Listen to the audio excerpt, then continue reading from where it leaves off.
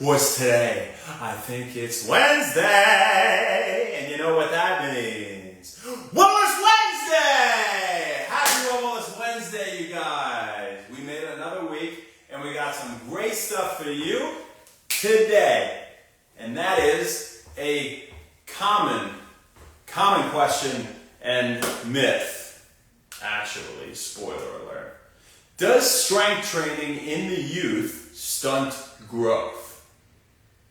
If they train with weights when they're young, everybody's always said, even since I was growing up and forever, don't do weight training when you're young. It's going to stunt your growth. You're going to be shorter. The growth plates can't handle that. Now, the short answer is really no, but that comes with a few caveats. You have to maintain certain parameters to ensure the safety and the integrity of the growth plate, also known as the physis of bone, if you guys were curious. Technical term. And so strength training does not impede function of the growth plate, does not damage the growth plate in the youth. In fact, it improves not only strength, but also coordination, also bone mineral density, and reduces their risk for injury later in life. So incorporating strength training at a relatively young age, granted, it is well orchestrated, they have good form, they're not going too heavy, there's not a lot of acute trauma, they're not slamming, jumping with a lot of weight, things like that. They should be pretty well off, and their growth plate's just fine, right? So where does this myth kind of come from? What's the idea here, scientifically? Well, when we talk about the ligaments and the tendons in children, and the muscles, well, they can bear more of a load. They are stronger than are the growth plates. And so hypothetically, if they were to do something, maybe a max effort or a strong effort at least, to lift some load or to bear some load, right? Then maybe the ligaments and the tendons can handle that, but the growth plates can't. And so they will fail. So they shouldn't do that because the growth plates will fail. Well, that is true if it's a very heavy load and if there's redundancy, right? That over and over they're doing this sort of thing with a heavy load. If they have poor form, right? If they're not being monitored, things of that nature, and especially with acute trauma, especially if it's right? So gymnastics, slamming on the ground, football, head-on collision, aside from the neck, whatever, collisions in general, maybe car accident, right? Something with a lot of severe acute trauma is actually the most likely to damage the growth plate.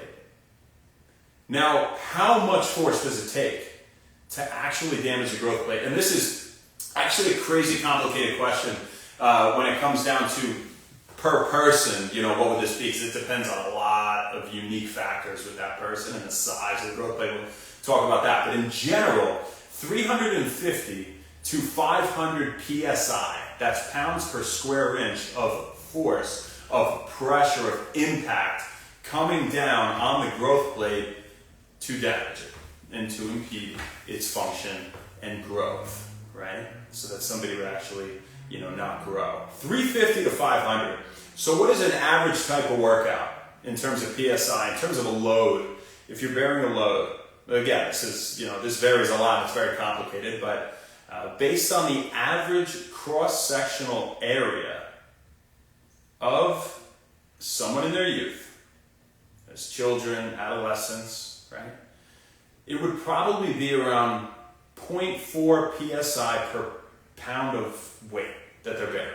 So 0.4 per pound. So if a kid was squatting 100 pounds, that's 40 psi.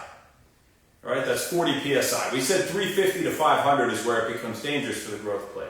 We're not even close to that. Right? So doing, typical resistance training, they're not going to get even close. But again, it's if they're not bearing too heavy of a load, their form is good, right?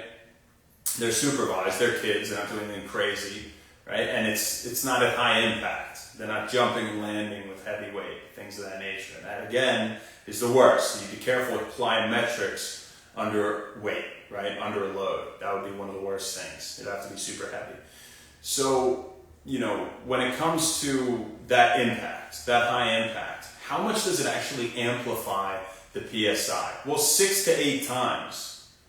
It does amplify a lot. So, for example, if I was Like the worst thing, what's the most impact in terms of lifting PSI? Actually a back squat. Bar on your back, all that weight's on your body, spine, femur, boom, right? So that's the most PSI. So obviously in a kid, maybe you have them like hold a little ball or hold some dumbbells, at least not whole body. You know, their limbs are bearing it, this and that. If they're doing a squat, for example, with weight. And they shouldn't use weight until about 7 or 8 years old, and we'll get into that. But they can start working out at 4 or 5, rolling around, jumping, whatever, you know, playing around, just natural, unorganized.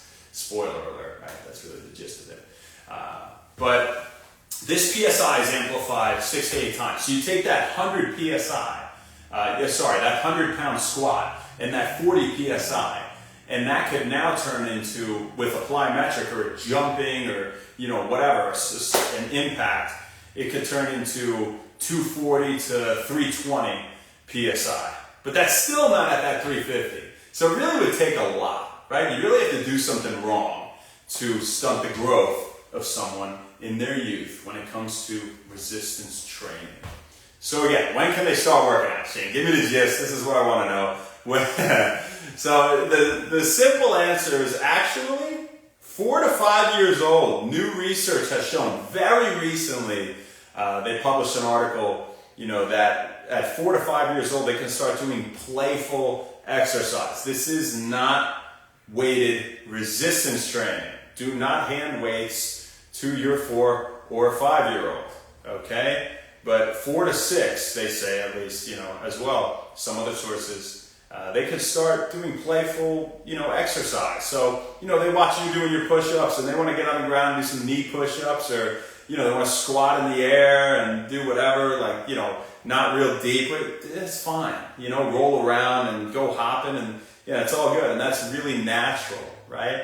And so you want to get these kids moving, and you want to get them doing exercise as soon as possible in life, while maintaining these parameters for safety, not only for the growth plate, but just for the integrity of their entire body, right? And because it's going to improve their bone mineral density, again, their coordination, reduce their risk for injury in the future, of course, improve their strength, and a lot of other good things, right? Circulation, all sorts of stuff. So about 7 to 8 years old, that's when you can incorporate weights, okay? So 7 to 8 years old, you can begin organized resistance training, organized by an adult, right? Don't just give them weights and have them go flying around.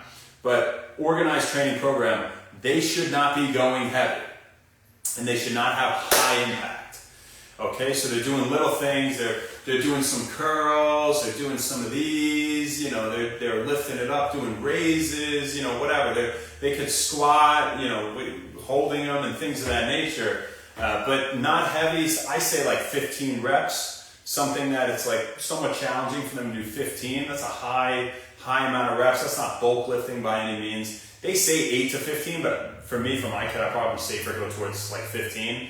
We can always up the weight later in life, you know, whatever, regardless of the PSI and all that. Just common sense. And don't do it too frequently, right? Remember, redundancy is an issue too, so don't have them doing this exercise regimen 6 or 7 days a week.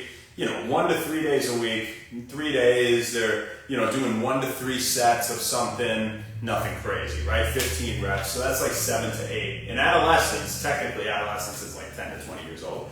All these teenagers, these preteens, if you will, they can start to go for progressive overload, where they're getting heavier over time. But again, I don't really recommend going too heavy, obviously, you know, common sense wise. And definitely not doing their max weight, all right? Definitely not doing like 1 rep maxes, the max load. We're going to avoid that until we've reached skeletal maturity, which comes around 20 to 22 years old on average. Actually, the clavicle is like 25. It's fully, you know, fused, whatever. That's, you know, the medial portion of the clavicle. But we're talking like the long bones and the femur, you know. One of the most common bones, by the way, that has damage to it that will stunt growth is the femur. Right? It's the longest bone in the body, and it's actually the part near the knee, the growth plate near the knee, because you have one down here and then you have one up here near the hip, but most of the length of it, the growth, is, you know, the growth plate that's right down here. So those kids that had a severe trauma coming down, or they had boom like that, or something happened, you know, involving the femur, could stunt growth, right? So that's what we got for you guys. you know, I hope you find it interesting, and if you have kids, I hope you get them moving. It's really good for them at a young age, you know, and it instills discipline too, right? I mean, it's great mentally, and it's also going to show them that, wow, I can do this, you know? Like, it's gonna help them experience victory at a young age and success, and get excited about, you know, working out, where you don't make it a chore, you make it cool, you make it fun. And I would personally love to, you know, train some kids, but, you know, that's what we got, guys. Happy Wellness Wednesday to everybody who is late to the party. My pleasure, Ben. What's up, dude? Abdulio. Joshy Joe. Ivan, what's up? Sabrina, how are you? Yeah. Yes, with gymnasts, absolutely. Yeah. No, Goldilocks, you're right, girl. I know. You got to be careful with kids in gymnastics. It's a lot. It's a lot. And they come down from height often, too. That's a very high impact. You know, you're flying down from that bar that's 8 feet up there, whatever it is. I don't know, in gymnastics, but, you know. Motivation. Mancini, how are you? Hope you're doing well. Arrogance is bliss. What's up? Yeah. Ben, that's right, man. Oh, Meg, thanks. Love you. Appreciate that. I'm good with that for now. How you doing? Stefan Fire. E. Fitzhume. Westward Wanderer. Lupinacci. What's up, Paulo? How you doing? This guy's a beast. Check him out. Lupinacci. Paulie. FBB Pro. He's an animal. So is Zero Limit Fitness. Check him out. Spelled with an X in the beginning. Sabrina, I appreciate you. Eagle, what's up? For pups. Gang's all here, baby. That's right.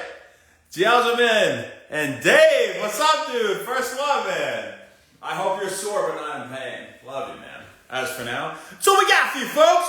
We'll see you next Wednesday, baby. I'm not sure where, I'm not sure when, but you're damn right we'll see you then. Have an amazing rest of your week. Thank you so much. Happy Wellness. We'll see you later. Ciao.